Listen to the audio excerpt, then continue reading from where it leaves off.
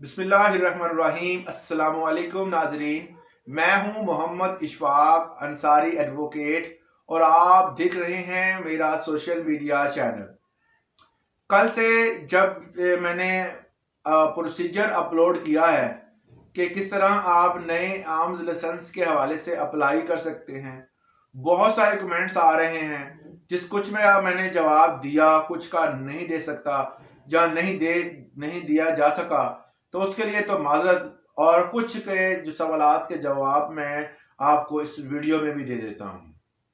सबसे अहम सवाल जो पूछते हैं बहुत सारे दोस्त अहबाब के एनटीएन नंबर जो है वो किस तरह बनवाएं, उसके बगैर आपकी एप्लीकेशन जो है वो एक्सेप्ट ही नहीं की जाएगी।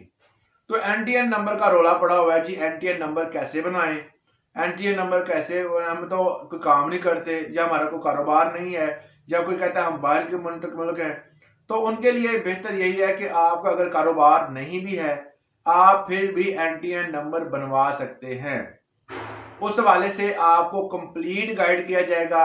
ये एक मेरे जो है वो दोस्त है जो कि इस टैक्स का काम करते हैं, उनका नंबर मैं यहाँ पे दे रहा हूँ, स्क्रीन पे नंबर है उनका। आप उनके साथ डिस्कस करके एनटीएन नंबर बनवा सकते हैं। उसके लिए कुछ डॉक्यूमेंट्स रिक्वायर होते हैं, वो आप उनसे राब्ता करके अपना एनटीएन नंबर बनवा सकते हैं। उसके बाद मजीद प्रोसीजर जो होगा वो आप अपना कंप्लीट कर सकते हैं। दूसरा सवाल, बहुत ज्यादा कुछ दोस्त कमेंट कर रहे हैं जी ये फेक है, ये जो वेबसाइट आप बता रहे हैं ये फेक है। भाई, जो होम डिपार्टमेंट से हमने इस चीज का तस्दीक किया है, आप खुद भी करें, ये फेक नहीं है। ये सामने थोड़ा सा लेट आई है, मगर ये क्या है कि इसकी तस्दीक करने के बाद ही हमने ये वीडियो बनाई है। आप अप्लाई करें, किसी किस्म का डाटा आपका लीक नहीं होगा, किसी किस्म का डाटा जो है वो किसी के साथ शेयर नहीं किया जाएगा। ये गवर्नमेंट की पॉलिसी के मुताबिक है ऐप, जो कि नादरा और हमारी गवर्नमेंट ऑफ पंजाब ने अपने ताउन के बाद ही बनाई है। इस हवाले से कोई शक व शुबा नहीं होना चाहिए। तीसरा सवाल अक्सर लोगों का आता है कि एफिडेविट के हवाले से मैंने वीडियो बनाई हुई है, हमारा दूसरा चैनल मोहम्मद इशफाक अंसारी के नाम पर है, उसका लिंक मैं शेयर किया हुआ है इस चैनल पे भी।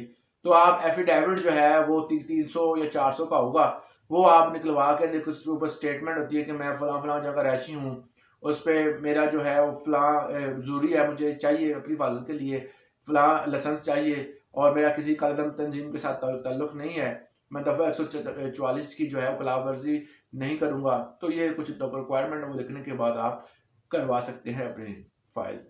और ये पूछते हैं जी, एक दोस्त का ये भी सवाल था कि जी हम बाहर बैठे हुए हैं, हम बाहर फॉरेनर हैं, अभी फिलहाल फॉरेनर के हवाले से तो कोई भी नज़र नहीं आ रहा, मे भी इन फ्यूचर जो है इसके बारे में पोर्टल बनाई जा सके, इस पोर्टल में कुछ तब्दीलियाँ की जाएँ।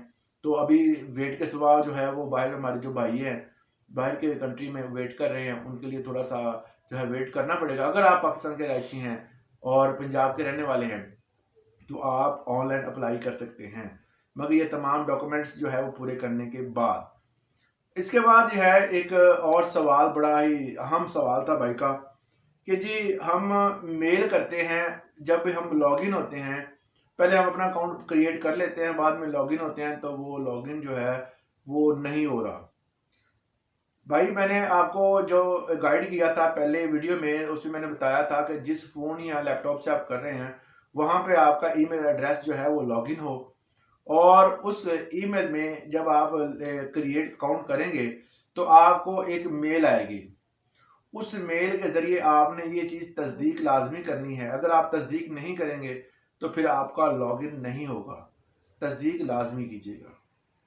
इसके अलावा जो है वो अक्सर एक दोस्त का सवाल था कि मैं काम कर रहा, उसको कर रहा था, डाटे को अपलोड कर रहा था, मगर किसी वजह से बंद हो गया लैपटॉप, या कोई मसला आ गया, या मैं कहीं चला गया, दोबारा मैंने उसको कंटिन्यू करने की कोशिश की तो वो इन प्रोसेस आ रहा है।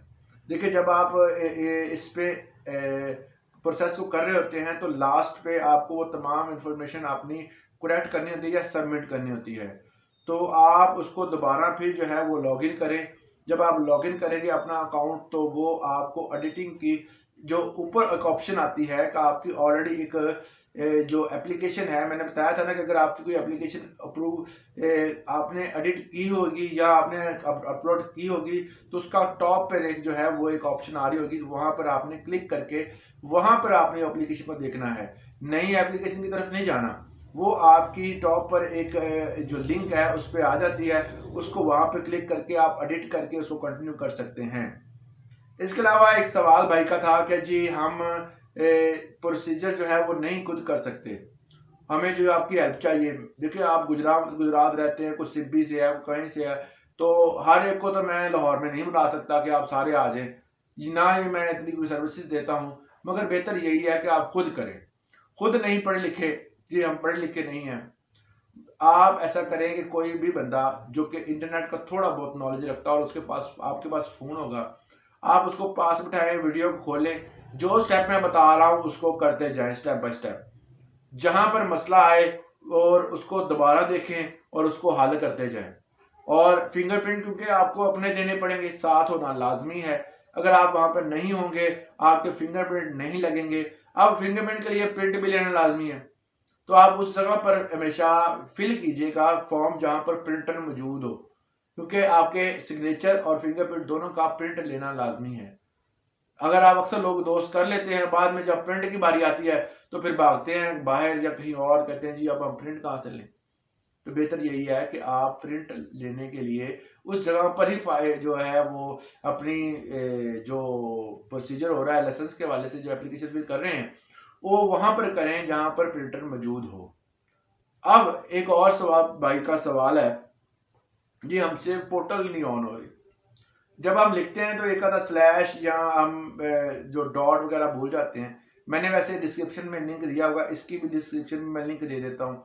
आप उस लिंक खोल कर आप खुद भी कर सकते हैं या उसको देखकर लिख भी सकते हैं, तो अब आपकी वेबसाइट जो है वो ओपन हो जाएगी। अब कुछ भाई दोस्त ये भी पूछ रहे हैं कि जी ये हमारी एप्लीकेशन जो है वो अप्रूव होगी कि नहीं होगी।